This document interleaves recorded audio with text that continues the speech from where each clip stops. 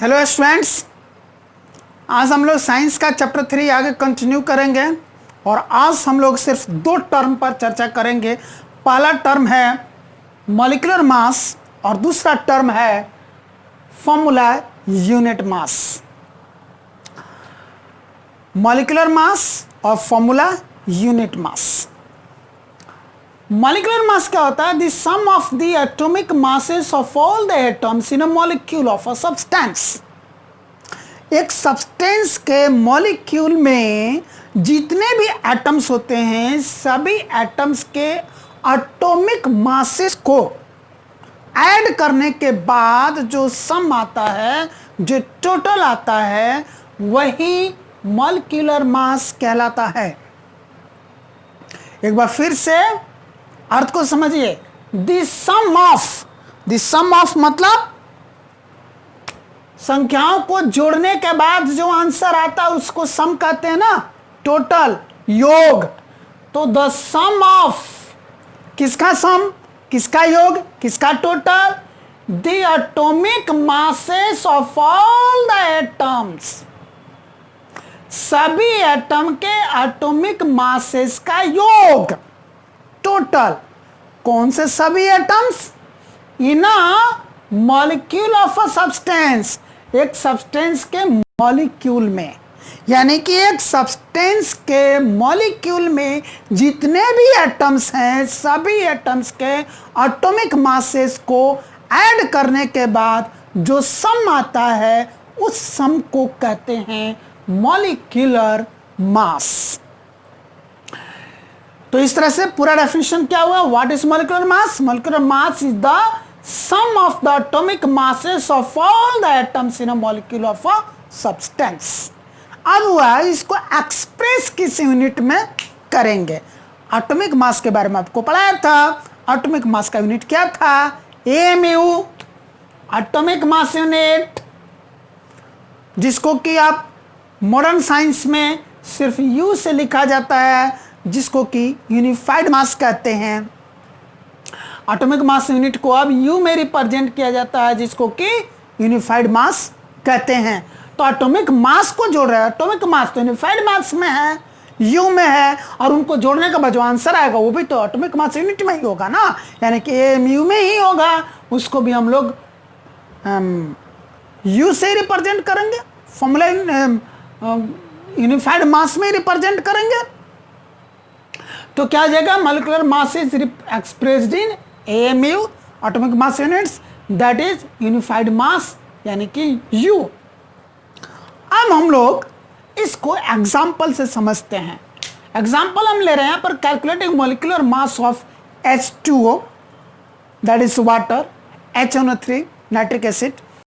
तो इनका molecular mass हम लोग कैलकुलेट करेंगे। कैसे कैलकुलेट करेंगे? बिल्कुल जैसे डेफिनेशन का वैसे ही हमको काम कर देना है। सबसे पहले हम लोग कैलकुलेट करते हैं किसका? वाटर का। सबसे पहले हम लोग किसका कैलकुलेट करेंगे? वाटर का, H2O का। यहां पर हाइड्रोजन है और ऑक्सीजन है ना, हाइड्रोजन और ऑक्सीजन। यहां क्या लिखेंगे हम लोग? Molecular mass of H2O is equal to, है ना, हाइड्रोजन है, हाइड्रोजन का एटॉमिक मास होता है 1, यहां पर 2 हाइड्रोजन है, 1 यूनिट इंटू 2 हो जाएगा, प्लस ऑक्सीजन का एटॉमिक मास होता है 16 यूनिट,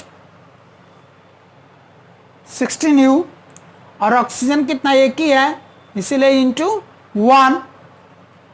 अब क्या बना ये? 1 into 2, 2U plus 16 into 1, 16U, 2U plus 16U क्या हो जाएगा? 18U। यही तो आंसर हो गया जी। मॉलिक्यूलर मास वाटर का 18U हो गया। सिमिलरली अब हम HNO3 का कैलकुलेट करेंगे। तो molecular mass of HNO3 direct मैं लिख रहा हूं। हाइड्रोजन कितना? 1 है, हाइड्रोजन का एटॉमिक मास 1U, हाइड्रोजन कितना? इतना, यहां पर 1, तो यूनिट इंटू 1 हो गया, प्लस नाइट्रोजन, नाइट्रोजन का एटॉमिक मास कितना होता है? 14, तो 14U नाइट्रोजन यहाँ पर कितना है 1 है, इंटू 1 प्लस ऑक्सीजन का एटॉमिक मास 60 न्यू, ऑक्सीजन के कितने एटम्स हैं यहाँ पर 3, तो इंटू 3। अब क्या हो गया ये 1 into 1 1 you plus 14 into 1 14 you plus 16 3 जा 48 यू, 48 प्लस 14 कितना हो गया 62 प्लस 1 63 यू। ये मॉलिक्यूलर मास हो गया नाइट्रिक एसिड का HNO3 का। अब हमको देखना है फॉर्मूला यूनिट मास क्या है। The sum of the atomic masses of all the atoms in a formula unit of a compound। एक कंपाउंड के फॉर्मूला यूनिट में जितने भी एटम्स होते हैं उन सभी के एटॉमिक मासेस को ऐड करने के बाद जो सम आता है, जो टोटल आता है, जो कुल आता है, उसी को हम लोग फॉर्मूला यूनिट मास कहते हैं। जब मैंने डेफिनेशन बताया तो आपको लगा कि दोनों सेम बात मैं बोल रहा हूं, आपको बिल्कुल सही लगा, मैं दोनों सेम बात बोल रहा हूं। आप दोनों का डेफिनेशन पढ़ के देखिए क्या है। The sum of the atomic masses of all the atoms in a molecule of a substance. यहां भी वही बात लिखा है, the sum of the atomic masses of all the atoms in a formula unit of a compound. एक substance के molecule में जितने भी एटम्स हैं सभी के एटॉमिक मासेस का सम मॉलिक्यूलर मास कहलाता है। एक कंपाउंड के फॉर्मूला यूनिट में जितने भी एटम्स हैं सभी का एटॉमिक मासेस का सम फॉर्मूला यूनिट मास कहलाता है। दोनों सेम थिंग है, दोनों सेम थिंग है।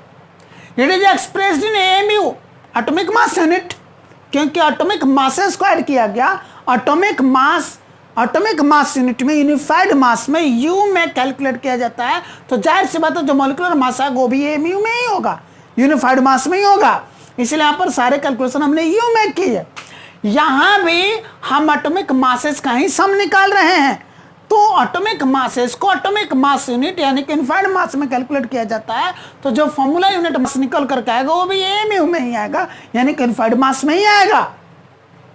इसीलिए लिखा है it is expressed in AMU, that is U atomic mass unit या यूनिफाइड मास। अब जिस तरीके से आपको यहां पर कैलकुलेट करके दिखाया सेम प्रोसेस है फॉर्मूला यूनिट मास को कैलकुलेट करने के लिए। इसलिए यहां पर स्टेटमेंट भी लिखा है मैंने, calculated in the same way as the calculation of molecular mass. जिस तरीके से मॉलिक्यूलर मास को कैलकुलेट किया जाता है ठीक उसी तरह से फॉर्मूला यूनिट मास को भी कैलकुलेट किया जाता है। अब आपने देखा ना डेफिनेशन एक जैसा, यूनिट एक जैसी और वे ऑफ कैलकुलेशन एक जैसा, फिर ये दो टर्म क्यों, एक मॉलिक्यूलर मास और एक फॉर्मूला यूनिट मास, ऐसा दो नाम क्यों हो गया? कहीं ना कहीं कोई एक अंतर होगा। वो अंतर है यहां पर, जब हमने यहां लिखा था मॉलिक्यूल ऑफ अ सब्सटेंस और यहां पर लिखा था formula unit of A compound, यहीं पर डिफरेंस आया। फॉर्मूला यूनिट किसको बोलते हैं, किसके लिए टर्म यूज होता है? फॉर दो सब्सटेंसेज जो कंस्टिट्यूएंट पार्टिकल्स आर आयंस। जिस सब्सटेंस के कंस्टिट्यूएंट पार्टिकल्स आयन होते हैं उसको हम लोग फॉर्मूला यूनिट बोलते हैं, और जिस सब्सटेंस के कंस्टिट्यूएंट पार्टिकल्स आयंस नहीं होते हैं, एटम्स होते हैं, उनको मॉलिक्यूल ऑफ अ सब्सटेंस बोला जाता है। यहां पर जैसे हमने एग्जांपल लिया था वाटर का, किसका एग्जांपल लिया था? वाटर का। जब यहां पर मैंने वाटर का एग्जांपल लिया H2O, डिफरेंट कलर से लिखता हूं ताकि आपको इसलिए आइडेंटिफाई हो जाए। H2O तो ये किससे बना है? हाइड्रोजन के दो एटम्स और ऑक्सीजन के दो एटम, एक एटम से मिलकर, हाइड्रोजन के दो एटम्स और ऑक्सीजन का एक एटम मिलकर के H2O बना, वाटर बना है। यानी कि ये जो हमारा सब्सटेंस है वाटर, इसके कंस्टिट्यूएंट पार्टिकल्स एटम्स हैं। एक एटम हाइड्रोजन का है, दूसरा एटम ऑक्सीजन का है। जब हम नाइट्रिक एसिड ले रहे हैं HNO3, तो ये जो सब्सटेंस है नाइट्रिक एसिड, इसके कंस्टिट्यूएंट पार्टिकल्स भी एटम्स हैं। एक एटम हाइड्रोजन है, दूसरा नाइट्रोजन है और तीसरा ऑक्सीजन है, एटम्स हैं। तो जब किसी सब्सटेंस के कंस्टिट्यूएंट पार्टिकल्स एटम्स हो, उनको मॉलिक्यूल ऑफ सब्सटेंस बोलते हैं। लेकिन जब किसी सब्सटेंस के कंस्टिट्यूएंट पार्टिकल्स आयंस हो, एटम्स नहीं, ions, charged atoms are called as ions. दोनों तो एटम जैसे दिखते हैं। एटम है यानी कि वो चार्जलेस है, और आयन है मतलब एटम ही है लेकिन वो चार्ज्ड है। वो या तो पॉजिटिवली चार्ज्ड है या फिर निगेटिवली चार्ज्ड है। Charge atoms are called as ions, charge particles are called as ions. अगर वो निगेटिवली चार्ज्ड हैं तो उनको एनायंस, और पॉजिटिवली चार्ज हैं तो उनको कैटायंस बोला जाता है। तो charge particles, charge atoms are called as ions, यानी कि ये यहां जो एटम्स लगे वो चार्जलेस हैं, इनके ऊपर कोई चार्ज नहीं है। यहां जो अब एटम्स लग रहे हैं वो चार्ज्ड, यानी कि आयन के फॉर्म में एटम्स कंबाइन कर रहे हैं। अब जैसे एग्जांपल के लिए हम लेते हैं सोडियम क्लोराइड, NaCl। तो NaCl कैसे बना? इसका कंस्टिट्यूएंट पार्टिकल्स क्या है? एक है Na प्लस और दूसरा है Cl माइनस। यहां ऐसा कुछ प्लस माइनस करके दिखाया था कि आपको नहीं दिखाया था ना, क्योंकि ये एटम थे, चार्जलेस थे, ये चार्ज्ड है। यहां पर सोडियम का एटम पॉजिटिवली चार्ज्ड है, क्लोरीन का एटम नेगेटिवली चार्ज्ड है, यानी कि यह सोडियम का कैटायन है, यह क्लोरीन का एनायन है। ये आयंस ने मिल करके इस सब्सटेंस को बनाया है। ऐसे सब्सटेंस के लिए हम लोग फॉर्मूला यूनिट वर्ड का इस्तेमाल करते हैं। बस इतना सा अंतर है कि मॉलिक्यूलर मास उन सब्सटेंसेस के लिए होता है जिनके कंस्टिट्यूएंट जो पार्टिकल्स होते हैं वो क्या होते हैं? एटम्स होते हैं। फॉर्मूला यूनिट मास उन सब्सटेंसेस के लिए यूज होता है जिनके कंस्टिट्यूएंट पार्टिकल्स आयंस होते हैं। दैट्स ऑल, और कहीं कोई अंतर नहीं है। डेफिनेशन लगभग एक जैसा है, उनका यूनिट एक जैसा है, हो भाव 100% महासंख्य परसेंट यूनिट एक जैसा है, और वे ऑफ जो कैलकुलेशन है वो भी महासंख्य परसेंट एक जैसा है। कोई डिफरेंस नहीं है, कोई अंतर नहीं है। तो यहां पर हमने एग्जांपल लिया है कैलकुलेटिंग फॉर्मूला यूनिट मास सोडियम क्लोराइड का, सोडियम क्लोराइड यानी कि NaCl। अब इसका फॉर्मूला यूनिट मास हमको कैलकुलेट करना है। कैसा हो जाएगा इसका फॉर्मूला यूनिट मास? FUM। फॉर्मूला यूनिट मास मैंने ऐसे शॉर्ट में लिख दिया है, आपका पूरा वर्ड ही लिखिएगा। फॉर्मूला यूनिट मास सोडियम का होता है 23U, यहाँ पर एक ही आयन है इसलिए इंटू 1, प्लस क्लोरीन का एक आयन है, क्लोरीन का एटॉमिक मास होता है 35.5, एक ही आयन है इंटू 1U। ये हो गया 23U प्लस 35.5U, प्लस करेंगे कितना हो जाएगा? 58.5U। यही हमारा फाइनल आंसर हो गया। ठीक उसी तरह कैल्शियम क्लोराइड का कैलकुलेट करना है। कैल्शियम क्लोराइड हो गया CaCl2। कैल्शियम क्लोराइड क्या हो गया? CaCl2। हर कंपाउंड का आपको मॉलिक्यूलर फॉर्मूला लिखने के लिए समझाया था, वे उसी के अनुसार इसका जब लिखेंगे कैसे लिखते थे? पहले इसका सिंबल लिख लेंगे कैल्शियम का Ca, फिर क्लोराइड का Cl, कैल्शियम के नीचे उसकी वैलेंसी 2, क्लोरीन के नीचे उसकी वैलेंसी 1, क्लोरीन की वैलेंसी कैल्शियम के साथ, कैल्शियम की वैलेंसी क्लोरीन के साथ, तो Ca1 Cl2 बना। 1 लिखने की जरूरत नहीं है, सीधा सीधा Cl2 वही CaCl2 यहाँ पर हमने लिखा है। अब इसका फॉर्मूला यूनिट मास कैलकुलेट करना है। FUM फॉर्मूला यूनिट मास क्या हो गया? कैल्शियम का एटॉमिक मास 40U होता है, यहाँ पर कैल्शियम एक ही है तो इंटू 1, प्लस क्लोरीन का एटॉमिक मास होता है 35.5U, यहाँ पर उसके दो आयंस हैं क्लोरीन के तो इंटू 2 हो जाएगा। 40 into 1 40U plus 35.5 into 2 70U, 40 + 70 कितना हो जाएगा 110 U। ये फाइनल आंसर हो गया हमारा। दैट्स ऑल, है ना। दोनों का कैलकुलेट करने का एक जैसा वे, जैसे यहाँ कैलकुलेट किया था वैसे यहाँ पर हमने कैलकुलेट किया। तो अब मेरे ख्याल से आपको पूरा कंसेप्ट क्लियर हो गया होगा कि मॉलिक्यूलर मास क्या होता है, फॉर्मूला यूनिट मास क्या होता है, उनके डेफिनेशंस, उन दोनों के बीच में क्या क्या सिमिलैरिटीज है और क्या क्या डिफरेंसेस है, वे ऑफ कैलकुलेशन, और अब आप इजीली कैलकुलेट कर सकते हैं।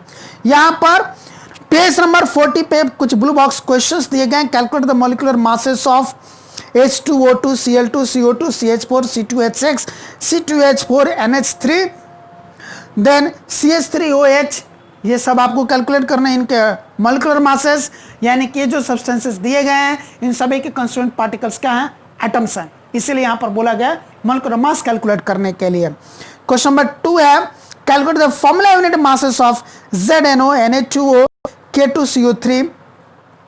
इसका अर्थ है कि यहां पर ये जो सब्सटेंसेस दिए गए हैं इनके कंस्टिट्यूएंट पार्टिकल्स आयंस है, इसलिए यहां पर वर्ड फॉर्मूला यूनिट मासेस का यूज हुआ है। अदरवाइज कैलकुलेशन दोनों का सेम है।